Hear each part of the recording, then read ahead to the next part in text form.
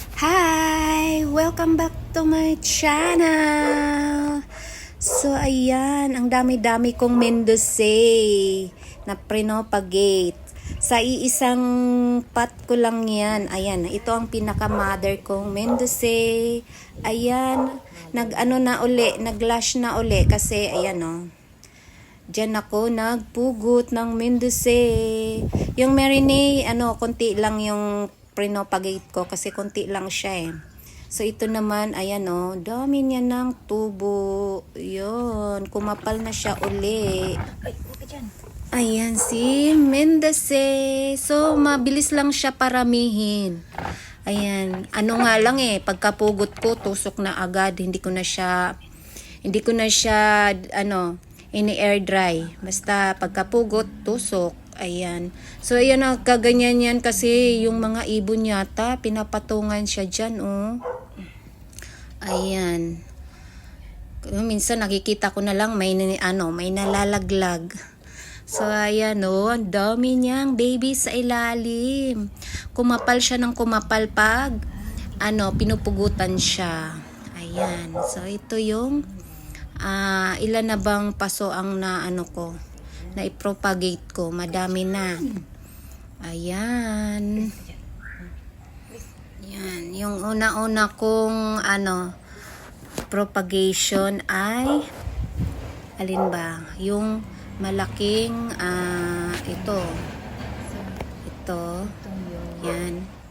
Ito yung una kong propagation yan. Tapos, naputulan ko na rin siya. Ayan. Napugutan ko na rin. Yan, oh. Kapal-kapal na din. So, super bilis lang talaga niyang, dumami. Yan. Oh, na rin siya. Sprout na rin siya. So, ayan, ito. Ayan, oh. Yan. Second paso. Meron din akong pinopagate na marinade dyan. Konti.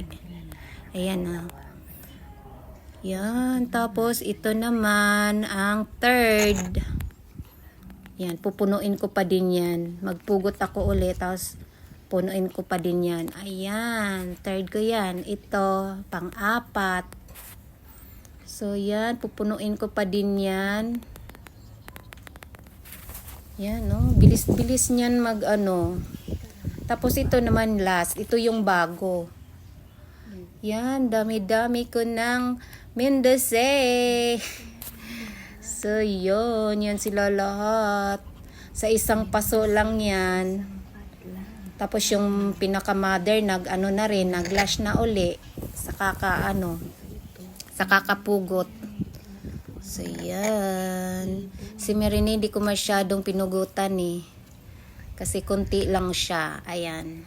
Next naman, ipugot ko rin yan para medyo dumami-dami. So, yun na, oh. Dami niya ng babies. Nagtubuan na uli yung mga pinugutan ko. So, yan. Lash na uli siya.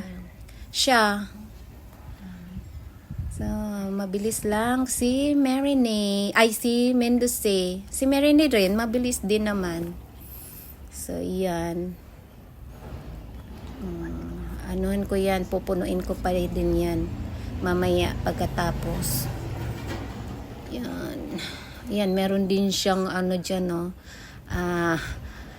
Isang Purple Delight. Yan. Oh, mabilis lang, yan, no? May makulit, kaya magulo yung video ko, may mga makulit na, mga alaga.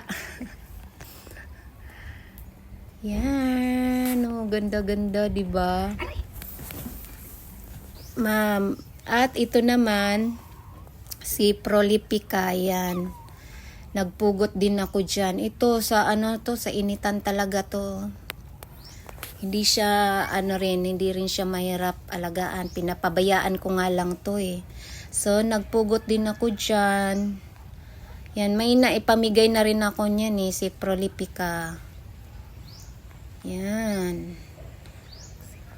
Mabilis lang din siya, dumami. At ayan yung pinugutan ko. Yan. At ito, propagation ko din yung flapjack na yan. Yan, tinusok ko lang sila. Pagka pugot, tusok. So, okay naman. Basta wag lang basain agad. Yan. Mabilis lang sila tumubo.